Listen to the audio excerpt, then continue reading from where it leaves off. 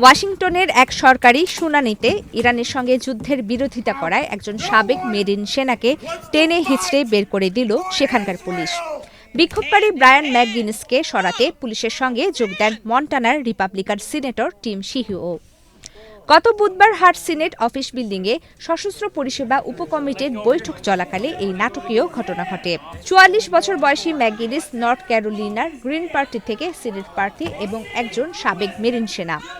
Senator শিহি জানান, police তাকে সরাতে ব্যর্থ হওয়ায় তিনি পরিস্থিতি শান্ত করতে সহায়তা করেছেন। তবে ভিডিওতে দেখা যায় পুলিশ ও সিনেটরের টানাটানিতে বিক্ষোভকারীর হাত দরজার ফ্রেমে আটকে গিয়ে তিনি আহত হন।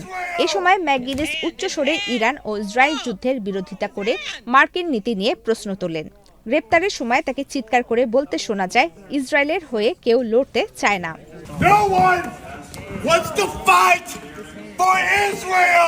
ক্যাপিটল পুলিশ জানিয়েছে, বাধা প্রদান ও পুলিশকে মারধরের অভিযোগে তাকে গ্রেপ্তার করা হয়েছে। এই ধস্তাধস্তিতে ৩ জন পুলিশ কর্মকর্তাও সামান্য আহত হন। কর্তৃপক্ষ স্পষ্ট করেছে যে কংগ্রেস ভবনের ভেতরে যেকোনো ধরনের বিক্ষোভ প্রদর্শন সম্পূর্ণ নিষিদ্ধ।